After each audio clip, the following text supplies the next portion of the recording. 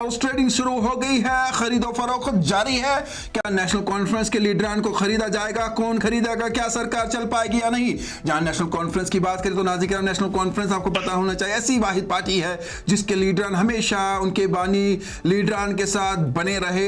जान गई लेकिन पार्टी को नहीं छोड़ा। लेकिन अब की बात जो कहा जा रहा है, कुछ तो हो रहा है पर्दे पीछे के पीछे और पर्दा चंद दिनों में उठ सकता है। क्या नेशनल कॉन्फ्रेंस को तोड़ने की कोशिश की जा रही है या नेशनल कॉन्फ्रेंस के लीडरान बागी होने वाले हैं? अगर ऐसा होता है तो सरकार कभी भी गिर सकती है। आरिफ आप बता रहे हैं, एक्सक्लूसिव हमें पता चला हमें हमारे जराए से कि कुछ नेशनल कॉन्फ्रेंस के लीडरान से बात हुई है। उन्हें कहा गया कि वो नेशनल कॉन्फ्रेंस का साथ छोड़े, हमारे साथ आए और नई सरकार बनेगी, नया कुछ होगा। जी आरिफ।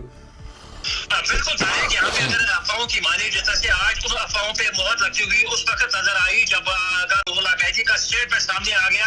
हालांकि जब उनका स्टेटमेंट यहाँ पे सोशल मीडिया पे वायरल हो गया तो यहाँ पे सियासी तजियाकार जो भी है तो उनका साफ तौर पे ये कहना है कि जो अफवाहें पिछले एक हफ्ते से यहाँ पे गर्दिश कर रही है कि यहाँ पे नेशनल कॉन्फ्रेंस की हुकूमत यानी कि कांग्रेस की जो उनके इश्तराक से चल रही है या जो भी इंडिपेंडेंट कैंडिडेट इसके साथ है। हालांकि इंडिपेंडेंट कैंडिडेट्स में भी एक कैंडिडेट ऐसा है जिनके ऊपर जो है बोली लगी है, लेकिन अभी बताया यही जा रहा है कि वो शायद से अभी उनके इख्तियार में नहीं आ रहे हैं। हालांकि बोली यहाँ पे बढ़ाई भी जा रही है। लेकिन अब ये कहना काबिल होगा कि क्या जो आने वाली मीटिंग है वो इसी सिलसिले में दोबारा होगी, क्योंकि वक्फ अमेंडमेंट बिल के हवाले से जो उन्होंने रेजुलेशन का बताया उसका भी खुलासा हो गया।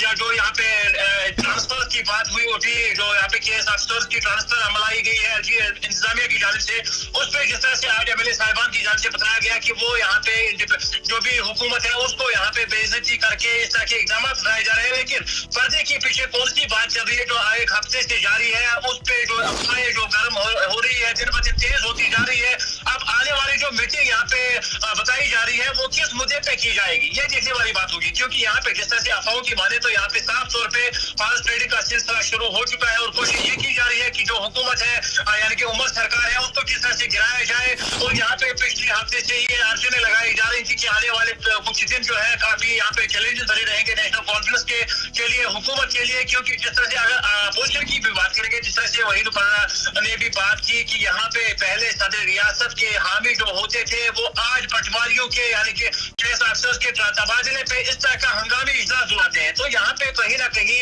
उन पे भी शुबा जताया जा रहा है कि इस तरह का इकदाम नहीं था जिसपे हंगामी इजलास बुलाना जरूरी था। लेकिन पर्दे के पीछे क्या हो रहा है आने वाले दिनों में पता चल जाएगा। हालांकि अपोजिशन पार्टी अभी जो है यहाँ पे इस तरह में आ गई कि किस तरह से हम निशाना बनाए हुकूमत को, और हुकूमत को जवाब देने के लिए कहीं ना कहीं यहाँ पे काफी अड़चने भी पेश आती है। अब आने वाले दिनों में क्या हो सकता है, कौन सा पर्दा यहाँ पे उठेगा, क्या खुलासा हो जाएगा, देखने वाली बात होगी।